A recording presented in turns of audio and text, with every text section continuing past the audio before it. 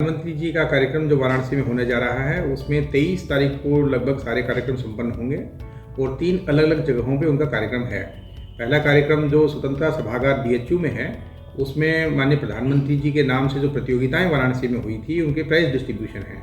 उसमें काशी सांसद ज्ञान प्रतियोगिता, काशी सांसद फोटोग्राफी प्रतियोगिता और काशी सांसद संस्कृत प्रतियोगिता, उनमें जो भी पार्टिसिपेशन हुआ था, जो विनर्स थे वे सब हाल में रहेंगे।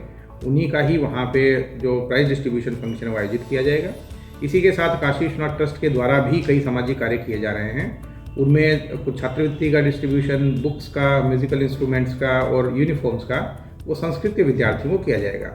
इसके उपरांत जो रविदास जी का कार्यक्रम है वहाँ पे रविदास जी की जन्मस्थली पे वे मंदिर में अपना श्रद्धा सुमन अर्पित करेंगे। उसके उपरांत मूर्ति और विभिन्न विकास कार्यों का लोकार्पण शिलान्यास जो उसी मंदिर के आसपास होना है वो 100 करोड़ के कार्यों का लोकार्पण शिलान्यास करेंगे। उसके बाद वहाँ पे जो श्रद्धालुओं की जनसभा है उसको संबोधित करेंगे। तीसरा जो कार्यक्रम है वो हमारा करखियाओं में एग्रो इंडस्ट्रियल पार्क पे है, जहाँ पे लगभग 14,000 करोड़ की परियोजनाओं के लोकार्पण शिलान्यास किए जाएंगे। वाराणसी के ही लगभग ये सारे प्रोजेक्ट हैं और यहाँ की जनता को उसका सीधा सीधा लाभ मिलेगा।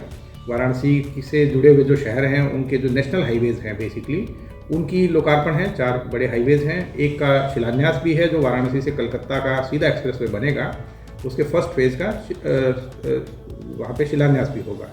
इसी के साथ जो बड़े आगे कार्य होने हैं, जैसे एक national institute of fashion technology की स्थापना होनी है, एक मेडिकल कॉलेज की स्थापना होनी है, एक भेल का बहुत बड़ा प्लांट लगना है। इन सभी इन्वेस्टमेंट के जो है वो आधारशिला रखेंगे। साथ ही जो प्रोजेक्ट पूरे हो गए हैं जिसमें सिगरा स्टेडियम का फेज़ 1 है वो मुख्य रूप से है और इसी प्रकार के अन्य कार्य हैं, वो सब लगभग कार्य जितने हमारे होते हैं उनका सारा लोकार्पण भी किया जाएगा। तो ये इलेक्शन से पहले का उनका लगभग अंतिम दौरा है। इसीलिए जो प्रशासन के जितने भी प्रोजेक्ट्स हैं जिनकी भी तैयारी है उन सब का लोकार्पण शिलान्यास उनके करकमलों से कराया जाएगा। सर, 2 जगहों पर उनकी जनसभा की बातें कही जा रही है, तो तकरीबन कितने लोगों के वहाँ पर उमड़ने की और कितने लोगों की व्यवस्थाएं की गई हैं? करखियाओं के इंडस्ट्रियल पार्क में जो जनसभा होगी उसमें करीब 1 लाख लोग वहाँ पे रहेंगे, क्योंकि अमूल का प्लांट जो 2 साल पहले उन्होंने आधारशिला रखी थी, अब वो प्लांट चालू हो रहा है। उनके जो दुग्ध सप्लायर्स हैं वो अलग अलग 6-7 डिस्ट्रिक्ट्स में 80-90 हज़ार दुग्ध सप्लायर्स अब तक वे इनरोल कर चुके हैं, रजिस्टर कर चुके हैं, जिनका दूध आधे से अधिक लोगों का आना प्रारंभ हो गया है। बाकी लोगों का इसी महीने प्रारंभ हो जाएगा। तो सीधा सीधा जो किसान हैं जिनकी इनकम को बेनिफिट पहुंच रहा है, जो आर्थिक रूप से सीधी सीधी पशुपालन के माध्यम से इनको मदद मिल रही है, करीब 80-90 हज़ार वे किसान वहाँ पे रहेंगे। साथ ही 10 से 20 हज़ार के आसपास के क्षेत्रों के जो लोग होते हैं वे भी माननीय प्रधानमंत्री जी को सुनने के लिए आएंगे। तो 1 लाख लोगों के हिसाब से जनसभा की तैयारी करवाई जा रही है।